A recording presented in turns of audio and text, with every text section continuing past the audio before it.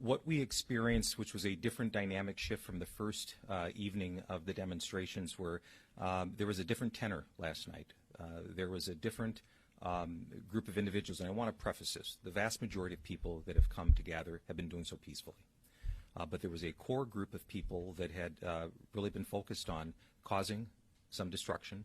Certainly we saw that with some of the looting and setting fires. We were certainly prepared in terms of that immediate area to provide for the safety. But if you followed, of course, the events last night, the crowds got larger and they became more mobile. And so, you know, our number one priority is the preservation of life, and so we wanted to make sure that we were looking at that from those who were gathering peacefully in the area, who were also being threatened and risked, our neighboring residents, and also those businesses. And so there was a shift that certainly occurred last night. What do you think about there are allegations that there are some of the people who started some of the break-ins, looting businesses, were folks outside agitators? We've been hearing people all over social media right now. Any leads on that? We continue to follow that information, that intel. I'm keeping the mayor briefed on that as we speak. I will just say that it was clear to me, and also hearing from our local community leaders, that many of the people that were involved in the criminal conduct last night were not known Minneapolitans to them. And so, so yes, there were certainly people who were involved in the activities last night that were certainly not recognized as being here from the city. We didn't make an enormous number of arrests, but every single person we arrested last night, I'm told, was from out of state. What we are seeing right now is a group of people who are not from here. As I talk to my friends who have been in this movement for a very long time, who wake up in this movement every day, and I ask them what they're seeing, what they're feeling, what they're hearing, to a person, I hear them say, we don't know these folks. We don't know these folks who are agitating. We don't know these folks who are inciting violence. We don't know these folks who are first in to break a window. And those folks who are agitating and inciting are taking advantage of the pain, of the hurt, of the frustration, of the anger, of the very real and legitimate sadness. On the off-ramp here, people coming down here that are working their way up because there's nowhere to go. So they're blocking traffic, but it's not a huge group. Why? Is there anybody see any police presence down there or not? No. I don't either, yeah. I don't see. Protesters, those are looters. Know the difference.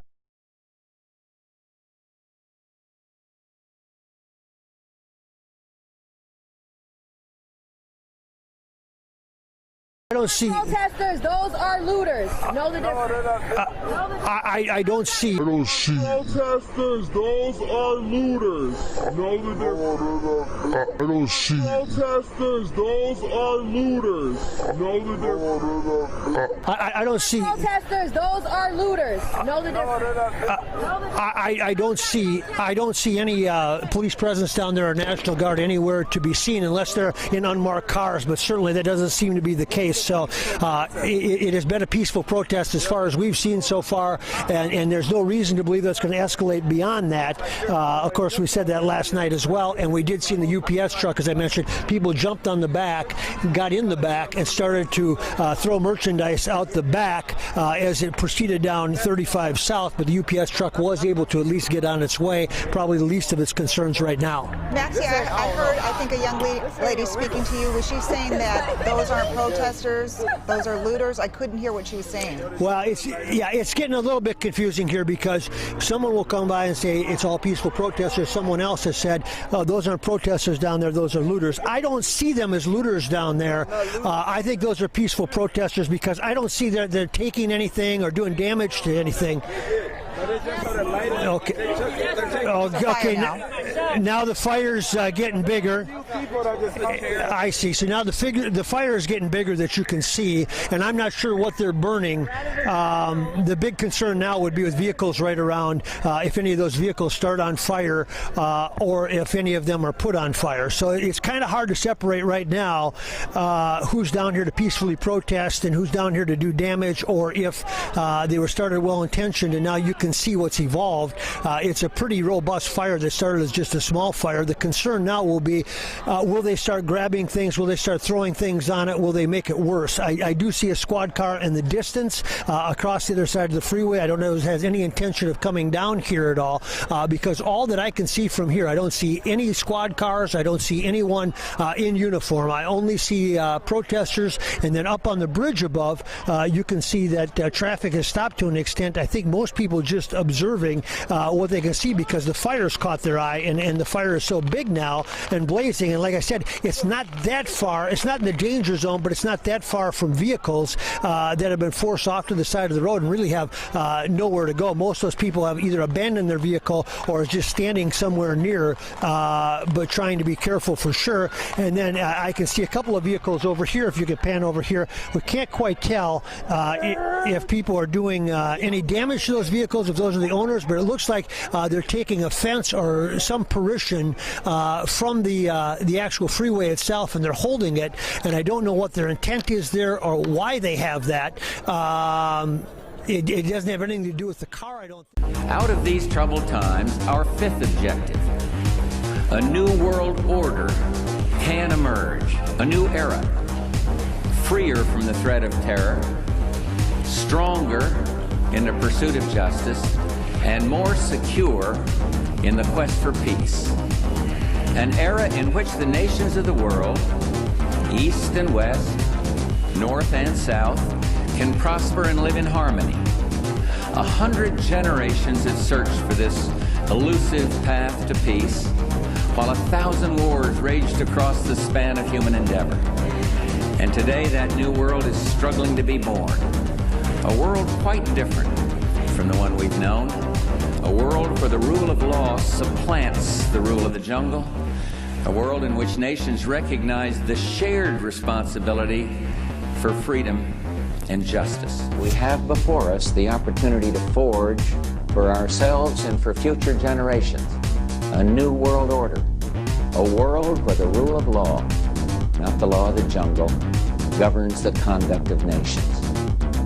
When we are successful, and we will be, and we will be, and we will be, and we will be, we have a real chance at this new world order, an order in which a credible United Nations can use its peacekeeping role to fulfill the promise and vision of the UN's founders. What is at stake is more than one small country. It is a big idea, a new world order, where diverse nations are drawn together in common cause to achieve the universal aspirations of mankind: peace and security, freedom, and the rule of law. Such is a world worthy of our struggle and worthy of our children's future. Now we can see a new world coming into view. A world in which there is the very real prospect of a new world order. A world where the United Nations, freed from Cold War stalemate, is poised to fulfill the historic vision of its founders. And that's why I wanted to speak to you today about the new world taking shape around us, about the prospects for a new world order, for a new world order, for a new world order now within our reach. Time and time again about a new world order. And this is the best chance to begin to establish the new world order. And that's why the stakes are so high. And after 1989, President Bush said, and it's a phrase that I often use myself, that we needed a new world order. We needed a new world order. We needed a new world order.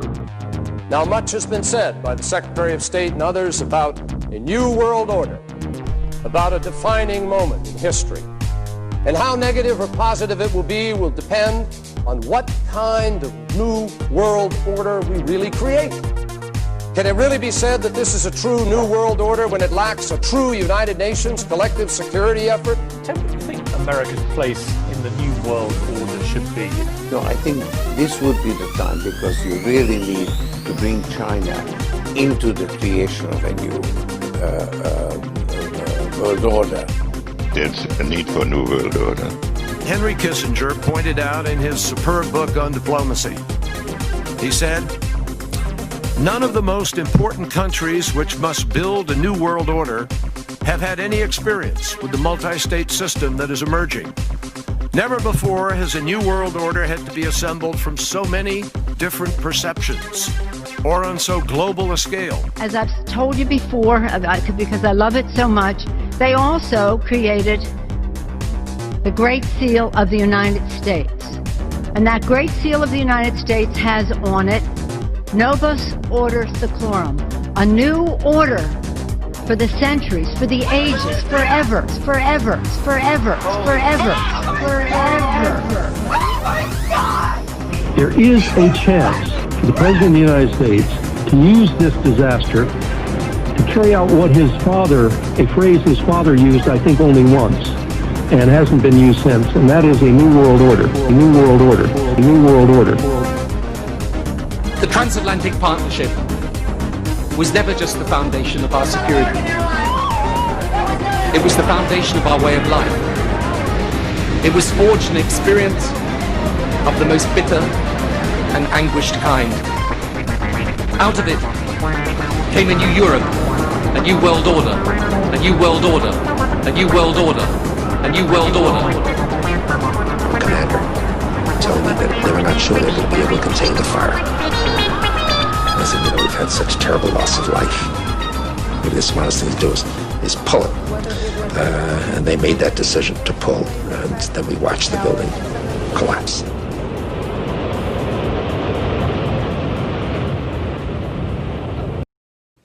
And if you are taught how to observe, you cease to observe.